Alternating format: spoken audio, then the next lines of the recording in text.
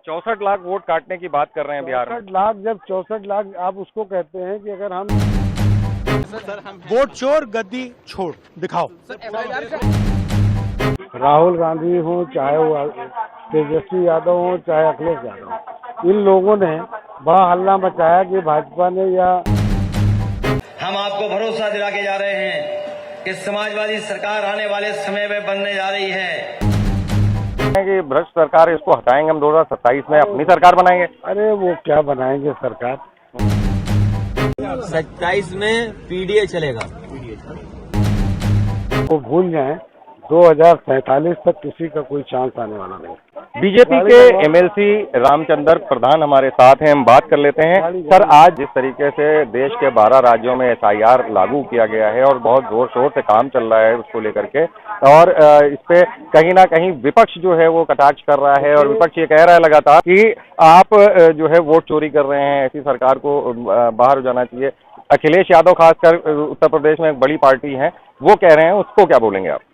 देखिए, एसआईआर के माध्यम से जो ये हो हल्ला मचा रहे हैं, राहुल गांधी हो, चाहे वो तेजस्वी यादव हो, चाहे अखिलेश यादव, इन लोगों ने बड़ा हल्ला मचाया कि भाजपा ने या चुनाव आयोग ने वोट चोरी कर लिया। बिहार का चुनाव हुआ, 2 चरणों में हुआ, बड़ा शांतिपूर्वक हुआ या नहीं हुआ। यही जो विपक्ष के लोग जो चुनाव लड़े हैं, इन्होंने किसी जगह एक सिंगल कंप्लेंट नहीं किया। क्यों? अगर कहीं किसी का नाम कटा होता और वो बूथ पे जाता और उसका वोट न मिलता तो कंप्लेन तो करता है ना आदमी, लेकिन सिंगल एक कंप्लेन नहीं। इसका मतलब एसआईआर में जो काम हुआ ठीक हुआ है। एसआईआर में किसी का वोट काटने का और जोड़ने का मतलब नहीं है। एसआईआर का मतलब है कि एक वोट रहेगा उसका, चाहे वो दुनिया हिंदुस्तान के किसी भी कोने में हो। 64 लाख वोट काटने की बात कर रहे हैं बिहार में। 64 लाख, जब 64 लाख आप उसको कहते हैं कि अगर हम शहर में भी हैं और गांव में भी हैं तो वो एक जगह होना चाहिए ना। तो उस तरह से 64 लाख कटा है। जो डबलिंग थी, ट्रिपलिंग थी, उन लोगों के वोट कटे हैं।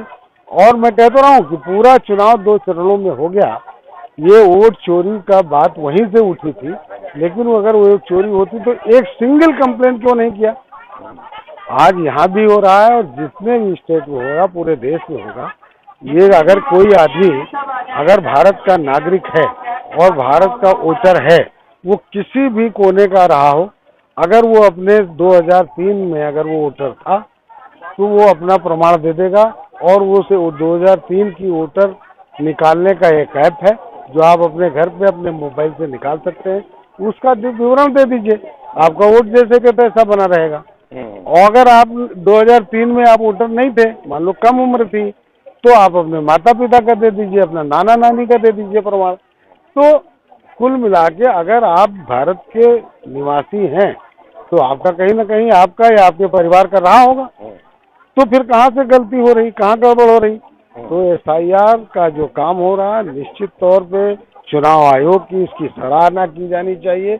और उसका प्रमाण अभी हाल में बिहार का चुनाव हुआ, बिहार में बड़ा इन लोगों ने हल्ला गुल्ला मचाया, लेकिन किसी ने भी एक कंप्लेन पूरे चुनाव भर नहीं आई। लेकिन ये अखिलेश यादव कह रहे हैं कि भ्रष्ट सरकार है, इसको हटाएंगे, हम 2027 में अपनी सरकार बनाएंगे। अरे वो क्या बनाएंगे सरकार, इन लोगों को यही तो छटपटाहट है।